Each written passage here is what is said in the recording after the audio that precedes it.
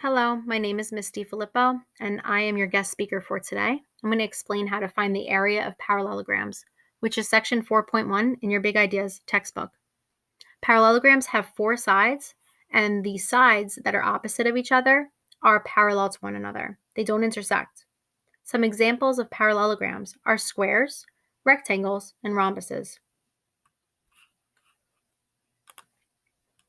The two numbers that you need in order to find the area of a parallelogram are the base and the height.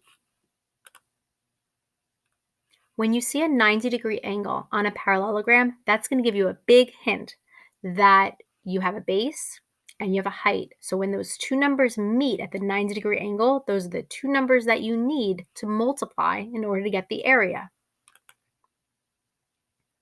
Sometimes your figures are going to be turned, and that's totally fine. Find your 90-degree angle and identify the base and the height. The height is always going to be the one that is either like a dotted line or it's a line that's going straight on the figure. Take a look at this example. We have three numbers, but we only need two of them. First, identify your 90-degree angle, which is right here. 24 is going to be my base, and my height is going to be 10 because those two numbers meet at the 90-degree angle. The formula is area equals base times height. Plug in your numbers, which is 24 and 10, and then get your final answer by multiplying. Area equals 240 centimeters squared.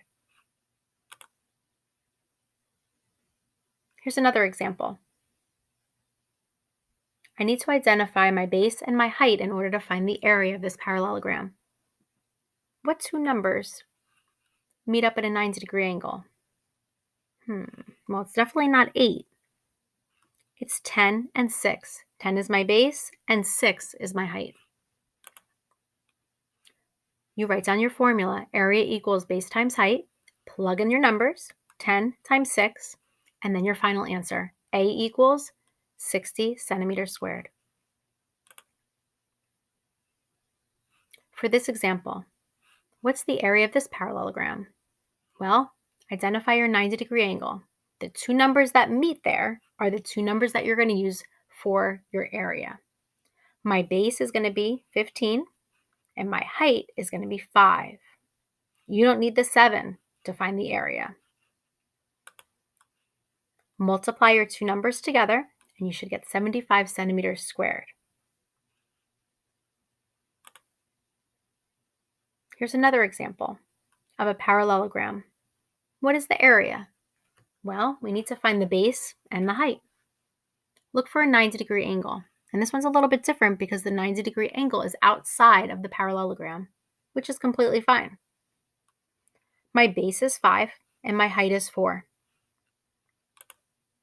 We're going to take our two numbers, plug them into our formula, and get our final answer. Area equals 20 centimeters squared. How about this one? Can you identify the base and the height? Well, the 90-degree angle is right here. If you said that the base is 20 and the height is 11, you're absolutely right. If you see a dotted line, that's going to give you a hint that that's the height. Take your two numbers, multiply them together, and that'll give you your final answer, 220 centimeters squared. How about this one? What is the area? Okay, same 3 steps every time. Area equals base times height. My base is 12 and my height is 2.5. I'm going to plug them into my formula. Area equals 12 times 2.5. And my area equals 30 centimeters squared. Remember, always have your units squared. Here's some extra practice. Can you identify the base and the height for each of these problems?